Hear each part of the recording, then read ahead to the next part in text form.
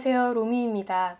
이번 시간에는 회사에서 일 잘한다고 불리는 사람들은 어떤 사람들인지, 그리고 어떤 점을 신경 쓰면 일 잘한다는 소리를 듣게 되는 건지 그 7가지 유형을 말씀드리려고 합니다. 첫 번째 유형은 디테일이 뛰어난 사람입니다. 회사 업무를 꼼꼼하게 실수가 없이 하는 것도 굉장히 큰 능력이거든요. 업무를 성공하느냐 실패하느냐의 여부는 디테일에 달려있다는 말들도 하거든요. 회사에서 실제 일을 해보면요, 이 실수라는 게 예상치 못한, 예측치 못한 부분들에서 터지는 게 굉장히 많아요. 왜냐면 정말 대기업이라 하더라도 우리 회사 생각한 거에 비해서 너무 체계가 없다라는 말을 하는 경우가 정말 많거든요. 그 말은 즉 내 업무가 정해져 있는 그런 프로세스, 이걸 어떤 식으로 처리를 하면 되는지 매뉴얼이 없고 유관부서도 확정이 돼 있는 게 아니고 내가 직접 부딪혀가면서 이런 문제점들이 터지는구나를 직접 체득해야 되는 업무들이 상당히 많아요. 즉 학생 때처럼 딱 주어진 내용, 주어진 과목, 주어진 범위, 그거에 대한 정답이 주어져 있는 시험 공부랑은 완전 다른 거죠. 내가 하고 있는 일, 유관부서들이 예상치 않게 관련이 되어 있기도 하고 정말 생각지 못했던 부분에서 빵꾸가 나고 이슈가 터지기도 하고요. 아무리 꼼꼼하게 준비를 해도 문제점이 생길 수 있는 게 실제 비즈니스 상황이거든요. 물론 부서마다 예상치 못한 실수들이 많이 생길 수 있는 부서도 있고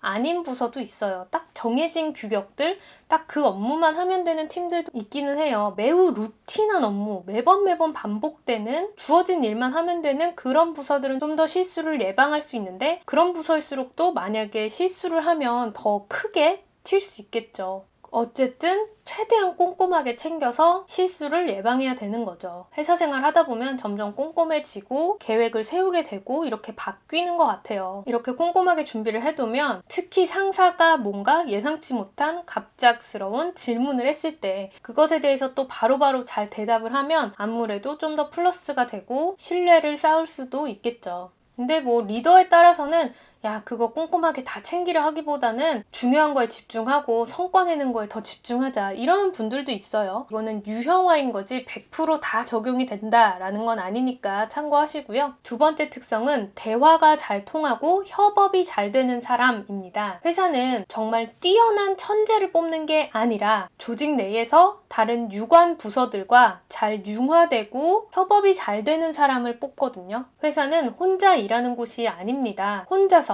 하고 싶은 일을 하고 싶은 방식대로 하려고 한다면 웬만한 한국 회사에서는 그렇게 해서 버티기 좀 힘든 것 같고, 물론 점점 그런 것들이 좀 생겨나고 있고 그게 존중되어야 한다고 저도 생각은 하는데 그런 환경이 별로 없는 것 같고요. 협업이 잘 안 된다면 좀 더 개인 업무 중심인 부서에 있으면 좀 덜 힘들 수 있고요. 아니면 다른 사람들에 비해서 정말 쟤는 탁월한 성과를 내, 어마어마해 라면 협업이 좀 떨어져도 팀에 기여를 하고 조직에 기여를 하니까 인정을 받을 수도 있겠죠. 하나 업무 하는데 관련된 업무가 굉장히 많거든요. 유관 부서들, 그 담당자들하고 잘 대화를 진행해 나가는 게 정말 중요해요. 왜냐면 정말 한국어는 아다르고 어다르잖아요. 똑같은 업무를 부탁을 해도 사이가 괜찮은 좀 우호적인 관계인 사람이면 일이 매끄럽게 잘 진행이 될 수 있는데, 날카롭고 자기 주장만 하고 부탁만 하고 이런 사람이면 상대 부서에서 잘 안 응해줄 수도 있겠죠. 그리고 본인이 아무리 노력을 해도 협업을 정말 안 해주는 상대들을 만나는 케이스도 많고요. 근데 그렇다고 해서 외향적인 사람만 살아남는다? 그거는 아니에요. 그냥 내가 주어진 일에 대해서 관련 부서와 원하는 바를 명확하게 커뮤니케이션 하는가, 그게 중요한 거지 그들하고 뭐 개인적인 친밀도를 쌓아야 된다거나 껄끄럽지만 많은 사람들을 만나야 된다거나 그런 거는 아니고, 부서마다 또 유관부서의 범위가 굉장히 다르거든요. 매번 만나는 부서가 그냥 두세 군데 정해져 있는 팀도 있고, 아예 내부에서는 협업하는 부서 없고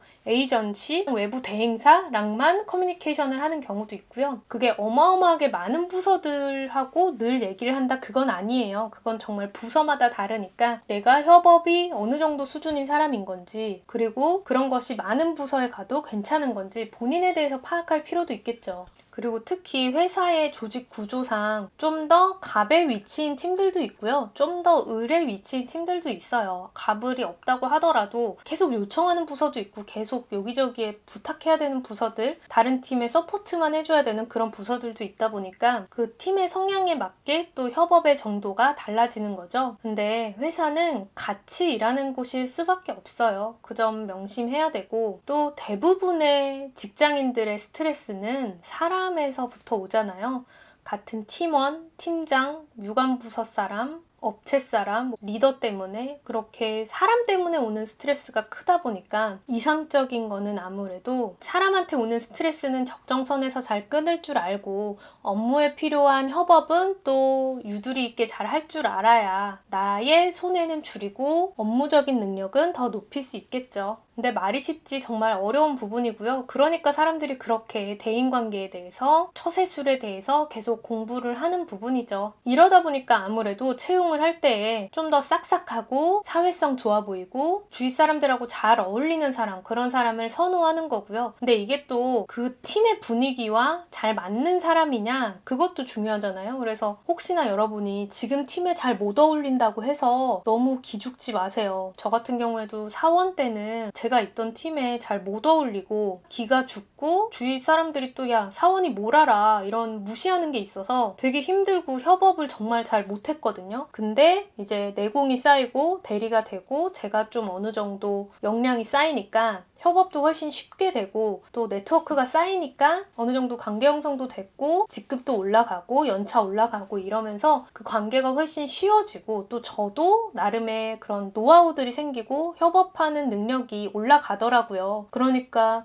나는 협업 진짜 못하는데 나는 회사원하고 안 맞나? 그렇게 생각하실 거 전혀 없고, 그 역량이 나도 모르는 새에 발전한다는 거, 그리고 가능하다면 그런 분야에 대해서 좀 더 공부를 하면 좀 더 빠르게 쉽게 또 역량을 쌓을 수 있는 부분이에요. 협업이 정말 어려운 부분이지만 어느 정도 수준에 올라가면 오히려 내가 이거를 잘해서 스트레스를 덜 받을 수 있고 일을 좀 더 매끄럽게 진행할 수 있는 부분이니까 너무 낙담하지 마시라고 이런 말씀 드렸고, 일 잘하는 사람들의 유형 세 번째는 전문성입니다. 부서마다 다르긴 한데 전문성이 필요한 부서가 있거든요. 예를 들면 회계, 재무, 광고, 개발, 구매, 특허, 이렇게 좀 그 분야에서 어느 정도 해본 사람이 할 수 있는 일, 그런 거는 내가 몇 년 동안 이 일 해봤어 라는 게 일 잘하는 거에 아무래도 도움이 되죠. 그런 이야기를 듣고 싶은 사람이라면 최소한 그 동일 팀에서 3년 이상 정도는 있어야 되는 것 같아요. 만 3년 이상은 있어야 쟤 그 일 좀 할 줄 알아 라는 소리를 들을 수 있는 거죠. 어설프게 1년 정도는 그냥 경험이 있다, 이 정도인 거고, 사실 3년도 좀 부족하긴 한데 최소 이 분야에서 전문성 좀 있어, 나 이 일 해봤어요 라고 말하고 싶으시다면 3년 정도는 목표로 삼으시고 곰에서 사람 된다 라고 생각하고 좀 버텨보시는 것도 도움이 되실 거예요. 특히 또 이직을 하신다면 정말 중요한 게 그 어떤 팀에 있었는지, 거기서 어떤 프로젝트, 구체적인 나의 업무가 뭐였는지, 그게 제일 중요하거든요. 내가 전문성을 갖추고 싶다면 어설프게 막 옮겨 다니시지 마시고 하나의 거를 내가 쥐고 저 이 일 하고 싶습니다 라고 좀 표현도 하고, 그거에서 내가 실제로 전문성 있다라고 말을 하고 싶다면 남들과 어떻게 다르게 할 것인지, 잘하는 사람들은 어떻게 하는지 좀 공부를 해둘 필요가 있겠죠. 전문성이라고 해서 그리고 되게 대단한 자격을 갖춰야 되는 건 절대 아니에요. 한 업무 오래 했다고 해서 사실 그들이 대단한 건 아니거든요. 다만 그 짬밥이 있으니까 그것에 대해서 노하우가 있는 거고 그 생리를 아는 것 뿐이죠. 특정 자격증으로 대변되는 그런 특수한 분야 빼고는 해당 업무 몇 년 해봤냐, 그게 이꼴 전문성으로 표현이 된다는 거. 그래서 여러분도 만약에 나의 커리어를 좀 더 전문적인 커리어로 하고 싶다라면 그런 걸 좀 유념을 해두시고 내가 여기서 몇 년, 여기서 몇 년 이런 걸 좀 구상을 해보시면 좋아요. 그런 생각 없이 전문성이 있었으면 좋긴 한데 그냥 이 팀 저 팀 옮겨 다니고 그냥 하라는 업무 하다 보니까 내가 지금 특정 분야 전문성은 없이 흘러와 버렸네? 라는 분들도 있거든요. 물론 모든 이들이 전문성을 갖춰야 된다, 그런 건 절대 아니에요. 대부분의 회사들이 그냥 필요에 의해서, 그리고 회사에 대한 이해도가 있으면 이 부서에 가서도 일할 수 있고 저 부서에서도 일할 수 있고, 사실 중요한 건 그 사람의 기본적인 역량이다라는 말들도 많이 하는데, 그래도 전문성을 갖추고 싶다라는 분이라면 한 분야에서 좀 오래 일을 하는 게 도움이 되는 거죠. 특히 조직 개편이 굉장히 잦은 회사들이 있잖아요. 그럴수록 내가 원하는 대로 흘러가진 않지만 적어도 정신 똑바로 차리고 내가 어떤 커리어를 가지고 가고 싶은지 좀 유념할 필요가 있겠죠. 약간 그런 것 같아요. 요즘엔 회사가 정년을 보장해주는 시대가 아니잖아요. 그런데 내가 그냥 옮겨 다니라는 대로 다니다 보면, 특히 차장 정도 이상이 되면요, 내가 원하는 하고 싶은 일을 할 수 있는 게 아니라 그냥 윗사람이 너 여기 가, 팀에 선임해야지, 너 이제 팀장 여기서 해야지, 너 시키는 대로 가,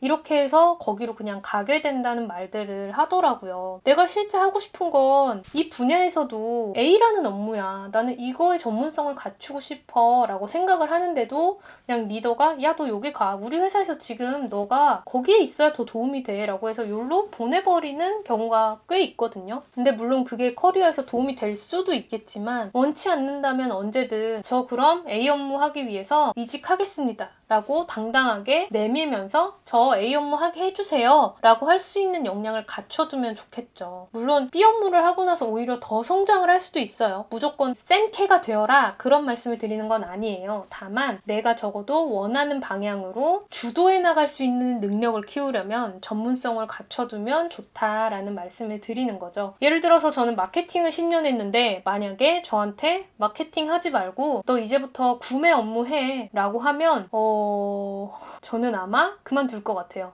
그냥 다른 회사 가서 마케팅 하면 되지, 굳이 내가 전문성도 없는 데에 가서 직급은 직급대로 높은데 할 줄 아는 건 없고 내가 하고 싶은 의지도 없다면 자괴감이 많이 들 것 같거든요. 물론 그 상황에서도 현명하게 잘 해내시는 분들도 있죠. 하지만 적어도 회사가 내 맘대로 되지는 않지만, 내가 원하는 일만 할 수 있는 것도 아니지만, 그래도 방향성은 저는 제가 원하는 대로 좀 가져가자라는 주의거든요. 물론 어차피 회사 생활은 월급 받기 위한 거고 일 자체보다는 누구와 일하느냐가 중요하다, 이렇게 말씀하시는 분들도 많아요. 그리고 회사에서 사실 전문성을 갖추기란 정말 쉽지 않고요. 예를 들어서 마케팅에서도 그냥 대기업에서 마케팅으로 있는 것보다 사실 전문성 갖추려면 인하우스가 아니라 대행사, 전문 업체, 실제 그 액션을 실행하는 그런 곳에 있을수록 더 전문성은 있는 거야 라는 말들을 많이 해요. 꼭 전문성이 필요하다라고 말씀을 드리는 게 아니라, 내가 여기에서 경험 쌓은 뒤에 사업을 할 거야 라거나, 나는 회사에서 오래 살아남는 게 더 중요해 라거나, 사람이 더 중요해, 다양한 부서에서 일하는 경험이 더 중요해, 이런 분들이라면 전문성은 크게 필요하지 않을 수 있어요. 다만 적어도 본인이 초반에 내가 어떤 방향의 길을 가고 싶은지 생각을 해두면 좀 더 도움이 되신다는 거죠. 일 잘한다는 소리 듣는 사람들의 네 번째 유형은 보고력입니다. 보고서를 잘 쓰거나 보고를 잘 하거나 윗사람이 봐도 이해가 쉽게 되게끔 명료하고 심플하게 하는 게 중요한데요. 윗사람이라 하면 팀장, 임원 이런 분들이 되겠죠. 물론 팀에 따라서 보고가 전혀 필요하지 않은 곳들도 있어요. 그리고 보고는 정말 쓸모없는 거야 라고 생각하는 회사들도 있고, 근데 정규적으로 이렇게 반복돼서 굳이 보고가 필요 없고 그냥 딱 그 현황 보고만 하면 되는 곳들이면 보고가 크게 중요하지 않을 수 있는데, 대부분의 회사는 부서 간의 경쟁이 있고 연말마다 성과에 대한 평가를 받는데, 그걸 위해서 중간중간에 우리 팀에서 이런 성과를 냈어요, 우리 팀에서 이런 일을 할 거예요 라는 계획과 성과에 대한 보고들, 그 중간중간 업무 성과를 어필하기 위한 작업이 보고인 거거든요. 근데 무사고 며칠, 불량률 얼마, 그런 게 더 중요한 생산이라든지 관리적인, 운영적인 측면이 중심인 부서는 보고서 포맷이 아예 정해져 있어서 보고력에 큰 차이가 없을 수도 있겠죠. 근데 이렇게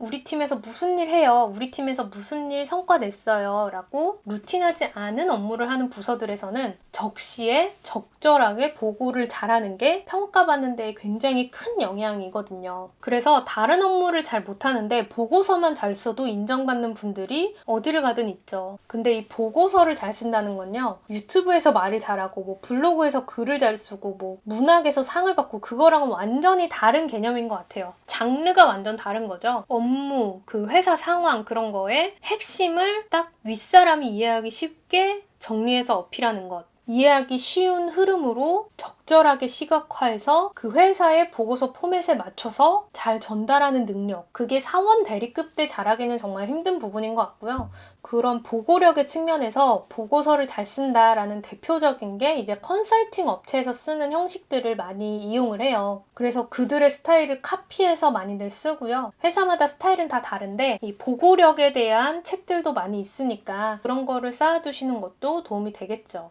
그래서 실제로 보고서 잘 써서 해당 업무에 대한 전문 지식, 이해 별로 없는데도 불구하고 보고서를 잘 써서 승진을 잘 하시는 경우도 볼 수 있습니다. 이게 왜냐면 그 더 윗사람의 입장에서도 뭐 예를 들어서 그 임원도 본인의 성과를 잘 어필하는 게 중요하잖아요. 근데 그 어필을 해나가는 데 있어서 밑에 있는 사람들이 보고를 적시에 잘 해주면 본인도 자기 성과 어필을 잘 할 수 있는 거니까 아무래도 밑에 그런 사람들을 두길 원하겠죠. 내가 일일이 그 보고서, 그 보고 내용 신경 쓰지 않아도 알아서 잘 성과를 내주면 그게 결국 본인의 성과가 되는 거고, 그러다 보니까 적시에 내가 이렇게 잘했어요. 우리 부서가 이렇게 노력을 해서 이런 성과를 냈어요. 라는 적절한 보고서를 잘 쓰는 능력, 그것도 굉장히 큰 거죠. 회사에서 보고를 잘하시더라 라는 분들의 특성을 좀 파악을 해보시고 벤치마킹을 해보시면 도움이 되실 거예요. 마치 책을 잘 쓰려면 베스트셀러 작가 책을 그대로 따라 쓰는 거 하잖아요. 그거랑 똑같이 보고서 잘 쓰신 분들 거 보면서 아, 이런 식으로 해야 우리 회사에서는 보고서를 잘 쓴다고 하는구나 라는 거를 이해가시면 될 것 같고요. 근데 웃긴 게 보고서의 스타일, 보고 방식도 리더마다 굉장히 그 선호하는 방식이 달라요. 그래서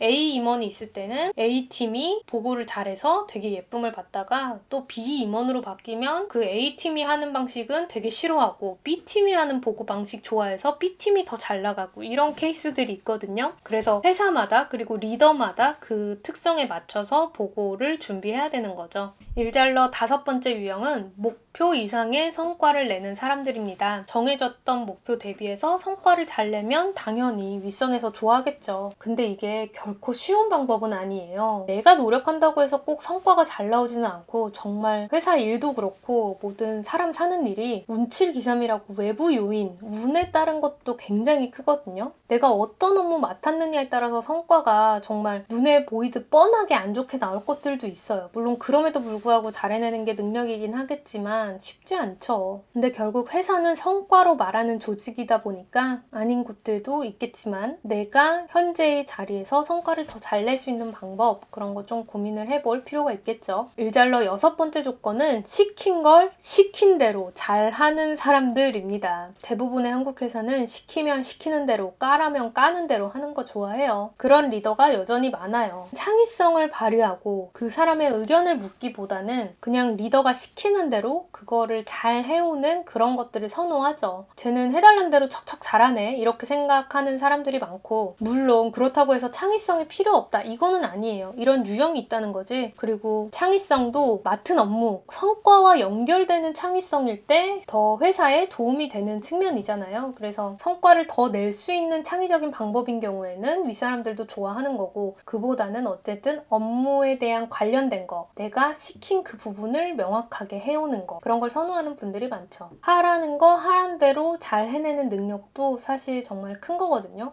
그럼 뭐예요? 로봇으로 대체할 수 있는 거 아니에요? 이럴 수 있는데 아직까지는 로봇으로 대체할 수 없는 부분이 많기 때문에 사람이 하는 거고, 너무 꼰대스러워요 이렇게 얘기할 수 있는데 일 잘한다는 평판은 결국 그런 영향들이 있기는 한 것 같아요. 7번째는 통솔력이 좋은 사람이라고 말할 수 있을 것 같아요. 결국 리더십의 측면인데 꼭 리더가 아니라고 하더라도 단 한 명이라도 밑에 있을 때, 그리고 동료들 사이에서 내가 잘 이끌어 나가고 뭔가 으쌰으쌰 해내고 업무에 대해서 유관부서 그리고 후배, 동료들과 함께 으쌰으쌰 잘 통솔하면서 끈끈하게 잘 해내는 사람을 보고 쟤는 일을 주면 사람들하고 매끄럽게 잘 통솔해 나가는 이런 측면이 또 도움이 되는 거죠. 결국 회사에서 일은 크게 보면 2가지 측면인 거죠. 하나는 사람에 대한 측면, 하나는 일에 대한 측면. 실적을 사실 잘 못 내도 사람 사이에서 정이 느껴지는 사람, 좀 호감 가는 사람, 상사가 볼 때도 인간적인 매력이 느껴지고 그리고 열심히 하는 게 보이고 호감이 있는 사람은 오래 생존하는 거를 보실 수 있을 거예요. 그리고 업무도 결국에는 협업해야 되는 업무가 많고 혼자 잘났다고 한다고 해서 꾸준히 성과를 내기는 또 쉽지 않거든요. 이게 협업이 또 계속 잘 돼야 하는 부분이어서 그러다 보니까 회사에서 일을 잘한다 라는 이야기를 듣는 사람들이